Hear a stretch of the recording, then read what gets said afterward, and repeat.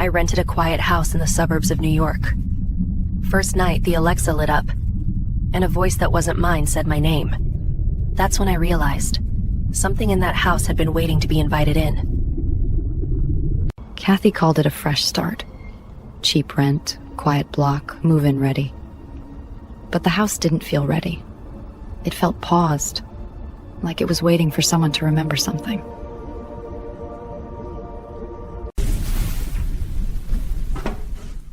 Then came a soft thump upstairs, like a foot shifting, not wood settling.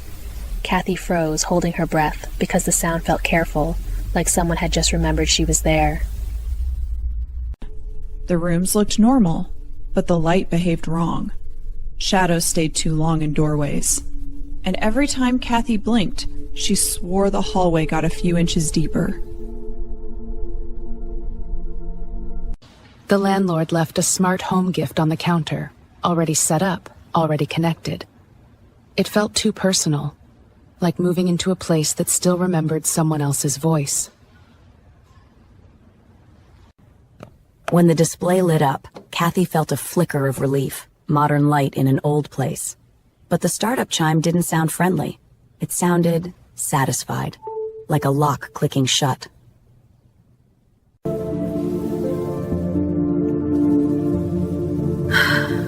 Music filled the kitchen, and for a moment Kathy almost laughed at herself. Then the track stuttered, just once, collapsing into static so sharp it felt like someone trying to speak through the walls. The speaker crackled. Wrong tone, not Alexa's. And in that noise, Kathy heard a single name, Mara. She hadn't said it in years, but hearing it here made the air feel suddenly occupied. Kathy yanked the plug like it burned. Silence rushed in, thick, pressurized, like the house was holding its breath with her. And even with the screen dead, she still felt watched, from upstairs. She told herself she just needed company. Jess and Chelsea would drive in Friday, college friends, same age, same history. The kind of friends who knew your secrets, even the ones you'd stopped admitting to yourself. Kathy kept unpacking, room to room, forcing normal. Then a door clicked shut behind her, quiet, careful. Not a draft, not settling wood. More like the house was listening and learning exactly when to move.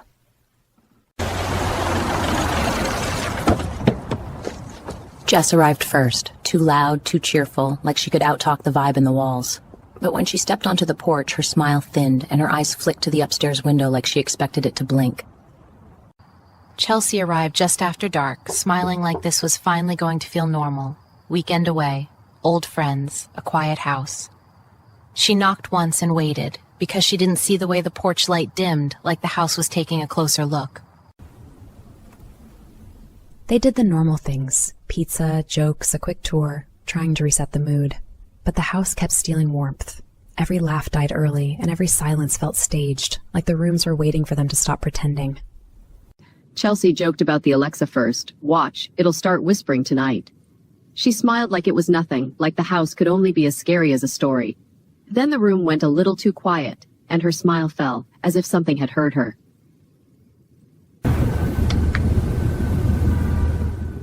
Kathy tried to bury the night under noise. Movie on, lights up, normal stuff.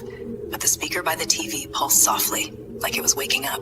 Nobody touched it, nobody asked it anything, and it still listened. Chelsea hit pause, and the room went dead quiet. That's when the echo lit up, listening, not responding, listening. The blue ring held steady like an eye refusing to blink. And in the silence, they realized the house wasn't waiting to speak, it was waiting to hear. And her face drained. It wasn't her alert. It wasn't even her account. It was a home notification, like the house had sent a message from inside itself to the wrong owner. Chelsea pulled up a photo from earlier, just proof they were overreacting. One tap, and the image wasn't the same. The room behind them looked darker, the doorway looked wider, like someone had taken the picture a second time after something stepped into frame. The phone wasn't the worst part. The worst part was the timing. The second Jess went still, the hallway door clicked and opened just a crack, slow, careful, like someone on the other side was listening for their breathing. Chelsea lifted her hand like she could measure the room. The air near the hallway felt heavier, colder, like stepping close to an open freezer. She pulled back without thinking, because whatever was down that hall wasn't just a sound anymore, it was a presence. 3 taps came from the hallway, not random, evenly spaced, like a signal. Chelsea realized she was counting them without meaning to. 1, 2, 3, and that's when the fear sharpened, because whatever was in the house wasn't just making noise, it was communicating. The light snapped off, one clean click, then on again, like someone testing a switch. But the speaker's ring stayed faintly lit through the dark. Jess stared at it, because that meant the power didn't fail, it was redirected. The lights had barely settled when the hallway door began to open again, wider this time, slower, purposeful, not like a draft, like an invitation. And every instinct in Kathy screamed the same thing. It wants one of you to stand up. Jess stood up without deciding to, like her body moved before her brain could vote no. One step toward the hallway, and she stopped hard, eyes glassy, as if the air had turned thick. Kathy lifted a hand to grab her, then realized she didn't want to touch whatever was touching Jess. Kathy grabbed Jess and yanked her back, just one step. Then the hallway answered with a quiet click, like a lock deciding for them. No slam, no drama, just the message. You don't get to choose what happens next. Chelsea stepped back from the hallway and felt it, an unmistakable tug on her cardigan, sharp and impatient. She stumbled like someone had grabbed her from behind, but when she turned, there was nothing there, just the dark, and the sense that the house didn't want her to leave it. Chelsea didn't panic. She leaned forward like she was setting rules in a room full of trouble. Don't go upstairs. Don't answer it. Don't follow the door. And if anything calls your name, you treat it like a lie. Chelsea laid down rules like it could hear her. The speaker answered with 2 slow pulses, copying her rhythm, mocking her calm. Then it went quiet again, like it was learning the exact shape of their fear. Kathy's throat tightened because the house had already done it once. Said a name she didn't offer. Mara. A name from before New York, before the friendships, before the story she tells herself. And now she knew. It wasn't guessing. It remembered. They stopped moving, stopped talking, just listening. And upstairs, footsteps crossed the landing. Not settling wood, not pipes. Footsteps with pace and patience, like someone deciding which room to enter first. Chelsea didn't look surprised. She looked angry, like she'd finally recognized the rules. The house waited for stillness, then gave them sound. It waited for fear, then offered a direction. Jess tried to call someone, anyone, just to break the spell of the room. The phone lit up, the call tried to connect, and died instantly. Then it tried again by itself, and failed again, like the house was politely reminding them, you're not reaching the outside from here. The call didn't fail like a dead signal. It failed like something hung up on purpose. And then the Alexa on the table lit up, calm, confident, and chimed once, like it had just accepted the request. The Alexa didn't answer anything. It started something. The light ring shifted and began to rotate, like a call connecting from inside the house. Jess's phone buzzed once on the table, and Kathy understood whatever lived here wasn't haunting them. It was contacting them. Jess's phone rang, right there on the table, screen lit up bright enough to wash the room. But the caller wasn't anyone she knew. The call ended on its own, and the Alexa pulsed once, like it was the one who'd dialed. The Alexa stayed in that connected glow, and the remote started sliding across the table like it was being reeled in, not knocked, pulled. It stopped perfectly in line with the speaker, like the house was setting the next scene for them. Chelsea said, "Don't follow it," and then she did the one thing she promised she wouldn't. She stood up and moved closer anyway, not because she was brave, because she realized the house was picking at them like a lock, and she needed to see which tumblers were moving. The kitchen faucet started dripping, too steady to be random. 1, 2, 3, like a metronome. Then it changed, 2 quick drops and a pause, like a knock translated into water, and in the silence after, the pipes sounded crowded. The vent exhaled, slow and steady, lifting a scrap of paper like a chest rising. Then it stopped, too clean. A beat later, it blew again, harder, like the house was practicing breathing, like it was learning how to sound alive. The hallway stayed empty, nothing to look at, which was worse.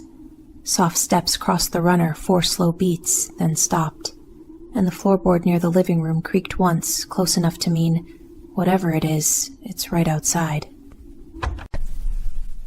A line of light bled from under a closed door, warm, steady, like someone had left a lamp on upstairs. Then it dimmed, slowly, deliberately, and brightened again, like a hand on a switch, testing how much control it had. Kathy stepped close enough to feel the heat under the door. She reached for the knob, then stopped, because the knob moved first. A small, eager rattle, like something inside was excited she'd finally come to check.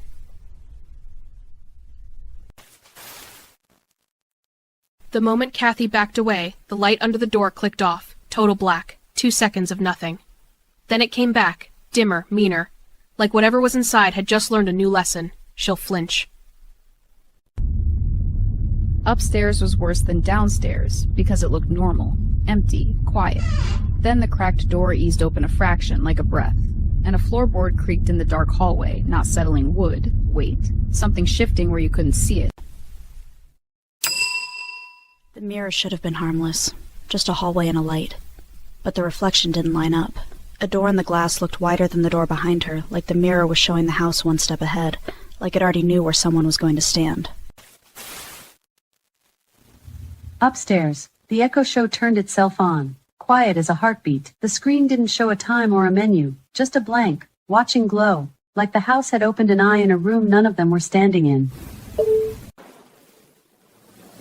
The screen changed, like it opened a live camera. But it wasn't showing that bedroom. It was showing a hallway angle none of them were standing in, empty, waiting. Like the house had security cameras pointed at the places it planned to use next.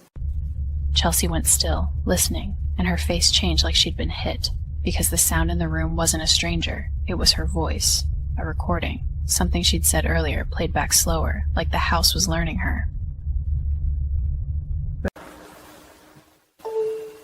It wasn't a voice yet, it was a handshake. One device chimed, and the other answered, perfectly timed. The speaker ring lit while the Echo Show brightened in another room, like the house had linked its pieces, like it was assembling a mouth. Jess kept rubbing her arm like it burned. When she pushed her sleeve up, the skin underneath was already changing, red, bruised, like fingers had pressed too hard.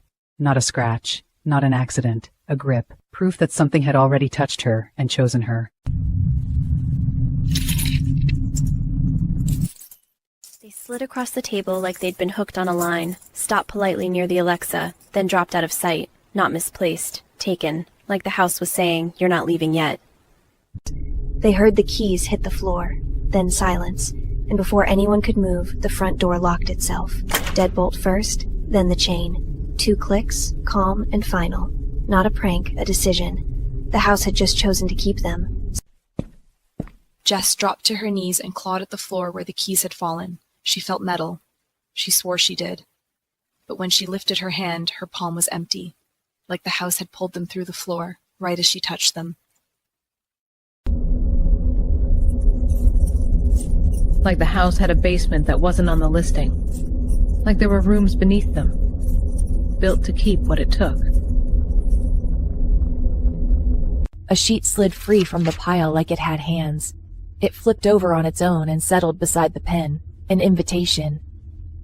Kathy didn't need to read the page to understand. The house wasn't renting to her anymore, it was claiming her.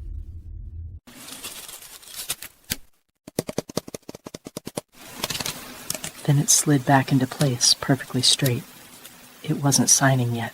It was rehearsing, like the house was practicing how to make them agree. The pen touched the page and started to move. Small, confident strokes. Not messy, intentional. Kathy watched it sign something she couldn't read, and that was the point. The house didn't need her agreement. It just needed her name. The page stayed blank. No ink, no message, just a clean white sheet. Then it folded itself with 2 neat creases, like paperwork being finalized. That was the moment Kathy understood. It wasn't trying to scare them. It was processing them. Chelsea stopped arguing with the house. 2 minutes, shoes, coats, out. If the front locks, take the back. If the back won't open, break something loud. Move fast. Don't answer your name. All 3 of them were still there, moving as one. Chelsea ran point. Kathy grabbed coats. Jess checked her hands again, empty. Then the front door chain rattled on its own, like the house clearing its throat, and they understood. It was listening to their plan. They all tried the front door, one after the other. Handle turned, pulled hard, nothing. Kathy hit it with her shoulder, and it still didn't give. Then the deadbolt clunked again, and the chain rattled, like the house was tightening its grip. Kathy didn't think. She swung. The chair hit the patio door, and the glass exploded into cracks, then a hole. Cold air rushed in like the outside was finally real again. One swing, one way out, and the house, behind them, stayed quiet. Jess went first, hands wrapped in sleeves, sliding through the jagged gap. Chelsea followed without looking back. Kathy cleared the last loose shards and climbed out after them. For a second, the broken doorway just breathed, cold air in, warm air out, like the house was annoyed they'd found an exit. They hit the grass and ran. Away from the patio. Away from the broken door. Away from that house. No looking back. Just speed and cold air. And when they finally disappeared into the dark yard, the opening behind them stayed still, like it was watching them leave. They hit the side gate like it was salvation. The latch rattled, metal biting metal. Stuck. Then it clicked tighter on its own, like a hand inside the wood had turned it. The house couldn't reach them out here, so it used the fence. The gate wouldn't open, so they stopped asking.